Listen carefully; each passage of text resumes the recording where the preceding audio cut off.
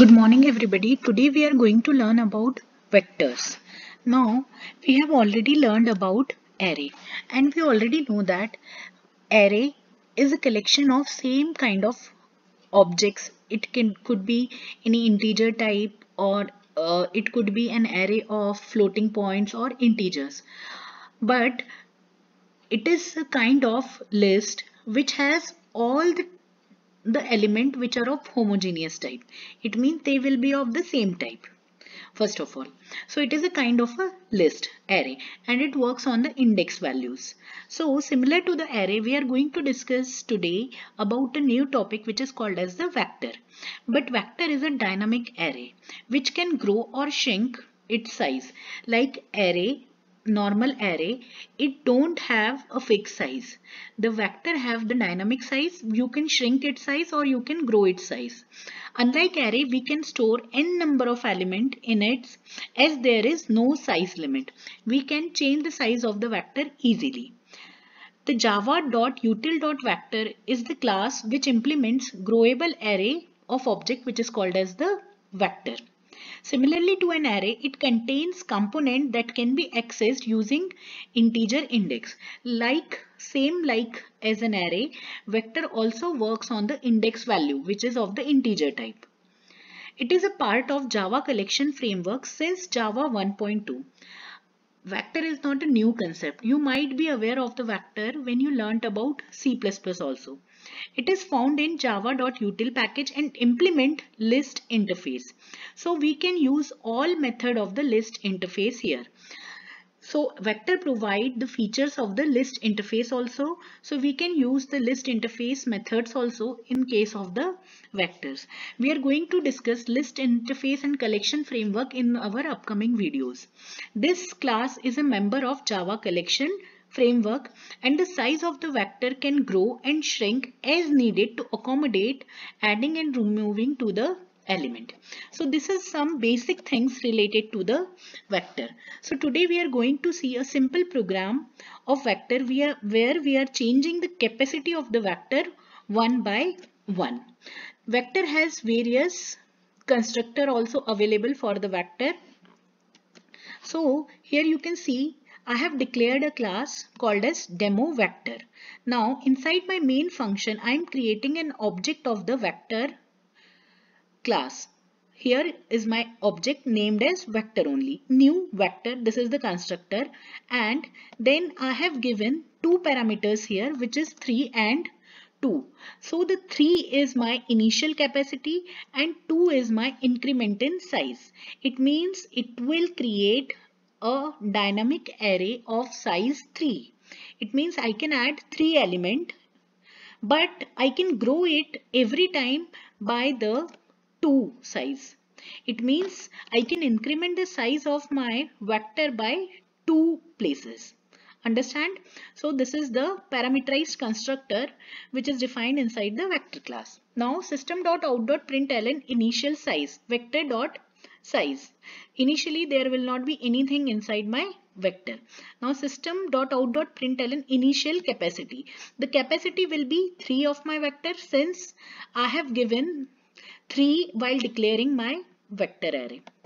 So it will print the vector capacity through the capacity method defined inside the vector class. Now I am adding the element inside the vector. So here I am adding few integer values inside the vector. I can enter different kind of values inside my vector because it is a dynamic array. There is no constraint of or limit of any particular type of data. I can add any type of data inside my vector. So you can see from here add element 3, 4, 5, 6, 4 elements are being added.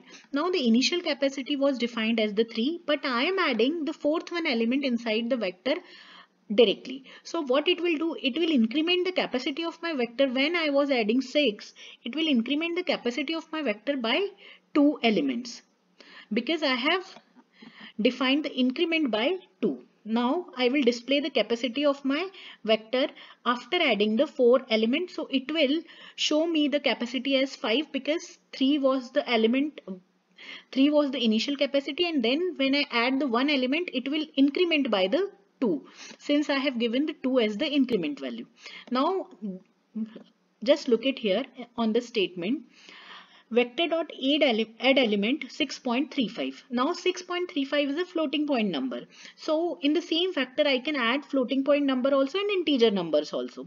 And then again I am printing the capacity. Then I am adding two more element. One is integer and one is the floating point inside the vector, and then I am also printing the capacity of the vector. Then again the same thing is being done in the program add element method ke through. We are adding two values inside the vector. Now then again we are showing the capacity of the vector. Now the first element should be 3 because initially we have entered 3 inside the vector. So this is the method called as first element, which is defined inside the vector class. If we use this kind of method, then it will show me what is the first element inside my vector. Then the last element, the method name is last element. You can access or use any of the vector method by dot. You will have, sorry,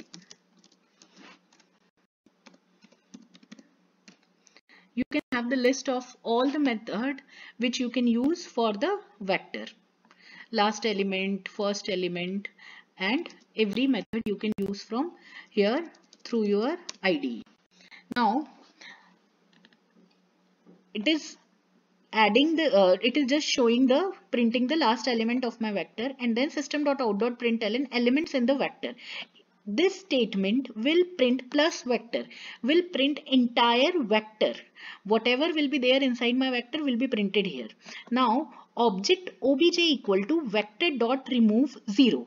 So the 0 will be the index value. It means the on the first position, or you can say the initial position, whatever value will be there, that value will be removed from my vector, and it will return an object type, so that this method return an object. So I will cast it into the I will store it into an object of class object type. Now again I am showing the value which was being removed from the vector, and then at last I am showing the entire vector. If you will run this program through this green button, you can see here there are a number of classes. So I will select the class as demo vector. Our program is running. Now if you see the output, initial capacity was 3 for our vector.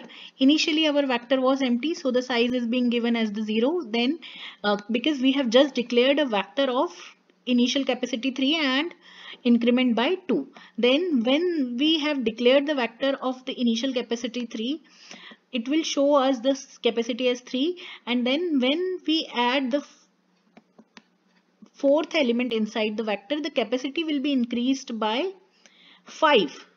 It will be 5 because every time it will increment by 2. Since I have already mentioned inside this statement, where in the constructor we have defined the initial capacity by 3 and then increment size by 2. Okay. Then every time we are adding the element, it will increment by 2 numbers. Now the first element inside my vector is 3, you can see from here also, and the last element inside my vector is 11. Then I have used the remove method to remove the 0th element, or you can say the initial element inside my vector. So the 3 is the initial element, and after removing that element, you can see this is the vector. Thank you.